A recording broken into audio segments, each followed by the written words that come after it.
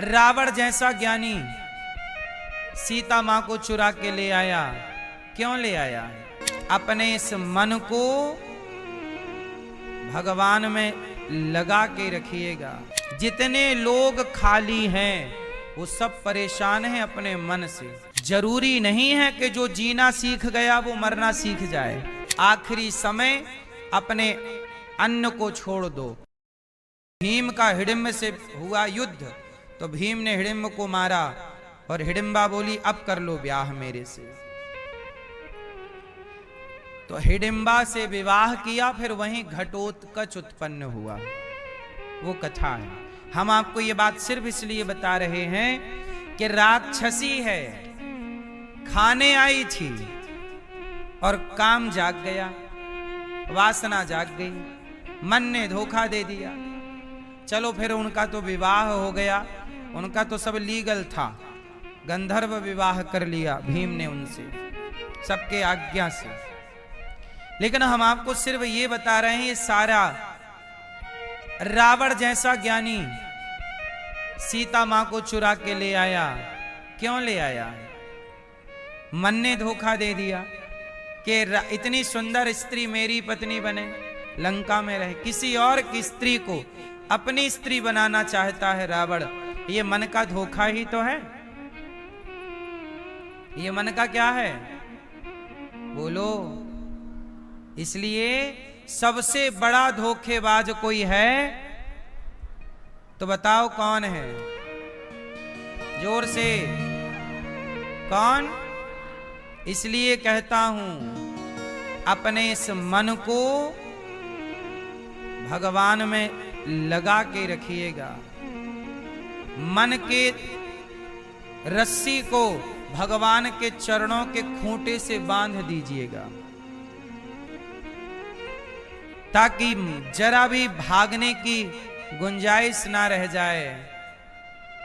बुढ़ापा जवानी हर समय मन चंचल है। अच्छा, मन की चंचलता मिटाना हो तो क्या करना पड़ेगा? रोज भगवान की कथा सुनो और रोज धर्म ग्रंथों का स्वाध्याय करो। रोज कथा सुनो। थोड़ी सी कथा सुनने से मन शांत होता है। और थोड़ा रामायण, थोड़ा गीता, महाभारत, पुराण, जो अच्छी पुस्तक मिल जाए, गीता प्रेस गोरखपुर की जो पुस्तकें मिलती हैं खरीद लो। राम सुखदास जी का साहित्य खरीद लो गीता प्रेस से और पढ़ा करो। इससे क्या होगा? मन को कंट्रोल करने में मदद मिलेगी। इसलिए कहता हूं माला काम कर लो, पैसे कमाओ, समय मिले तो अपने मन को माला जपने में बिजी कर लो। सीताराम सीताराम, राधे कृष्ण, श्रीमन नारायण श्रीमन, बिजी। क्योंकि खाली दिमाग शैतान का। ठीक है? जितने लोग खाली हैं वो सब परेशान हैं अपने मन से। उनका मन उनसे गलत गलत काम करा रहा है। भरत जी जैसे परम विद्वान, इनका मन कहां लग गया? मृग में। और जब मृत्यु का काल आया, समय आया, तो मृग का चिंतन करते करते टें। किसका चिंतन? मृग का चिंतन करते करते मर गए। यमराज जी ने कहा लाओ इनका खाता वही चेक करें। चेक किया तो पता लगा कि ये तो मृग का चिंतन करते करते आए हैं। इसलिए इन्हें मृग बना के भेजो। भरत जैसे ज्ञानी को मृग बनना पड़ा। क्योंकि चिंतन किसका किया? इसलिए मेरी मां, ये भरत जी मृग क्यों बन गए? क्योंकि मन मृग में लग गया। आपकी गति बिगाड़ेगा कोई तो आपका मन बिगाड़ेगा। जैसे आप लोगों का मन मरते समय मेरा पोता, मेरा बेटा, मेरा पैसा, यही मन लगता और फिर यही चिंतन करते आप मर जाते हैं। इसलिए कहता हूं मरा करो तो थोड़ी प्लानिंग से मरो, अच्छे से मरो। आप लोगों को मरना भी तो नहीं आता, कहो तो हम सिखाएं कैसे मरना चाहिए। मैया जीना भी सीख लो और मरना भी सीख लो। जीना तो सीख लिया पर मरना नहीं सीखा, तो भी तो फिर बात। भरत जी मरना नहीं सीखे, मृग का चिंतन करके मर गए, अब खुद मृग बन के घूम रहे हैं, तो मरना नहीं सीख पाए ना। जरूरी नहीं है कि जो जीना सीख गया वो मरना सीख जाए। और मुझे लगता है जीना सीखो अच्छा है, पर मरना जरूर सीखना, क्योंकि अंत भला तो सब भला, और अंत बिगड़ा सब बिगड़ा। तो मरना सीख लो। कैसे मरते हैं? मरने हमारे शास्त्र कहते हैं मरना कैसे चाहिए। आपने धृतराष्ट्र गांधारी का नाम सुना है? इन लोगों का मरना कैसा है, आओ मैं इन लोगों के महाभारत पढ़िएगा। मरने की भी कला है, विधि है। चलो बताओ, धृतराष्ट्र गांधारी की मृत्यु कैसे हुई थी? चलो बताओ।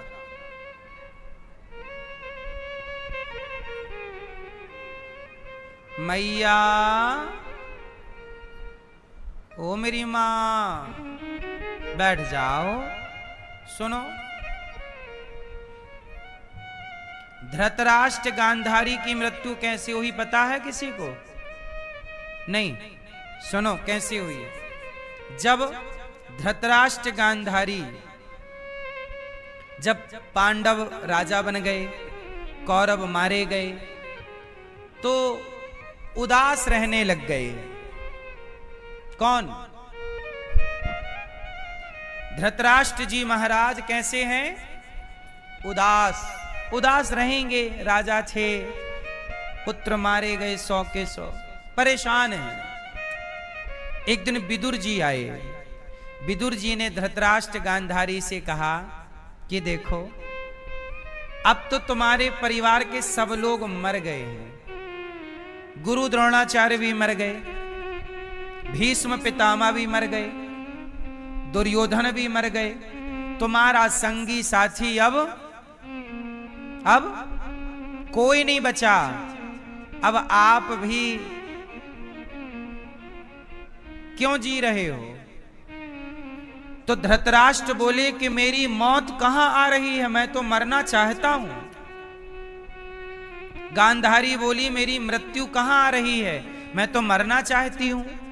तो विदुर जी बोले मेरे साथ चलो। विदुर जी धृतराष्ट्र गांधारी को ले गए हरिद्वार के ऊपर, और वहां गंगा के किनारे क्या कराया? अनशन कराया। ध्यान से सुनना, क्या कराया? अनशन। अनशन क्या? जो व्यक्ति, जैसे आपको अब लग रहा है कि हमारा बुढ़ापा आ गया, अब हमें देह छोड़ देना चाहिए, तो आप क्या करो, धीरे धीरे बुढ़ापे में कैसे मरना है, ये मरने की कला है। आखिरी समय अपने अन्न को छोड़ दो, भोजन को छोड़ दो, और ज्यादा से ज्यादा चित्त में केवल भगवान का नाम हो। नाम हो श्रीमन्नारायण श्रीमन्नारायण।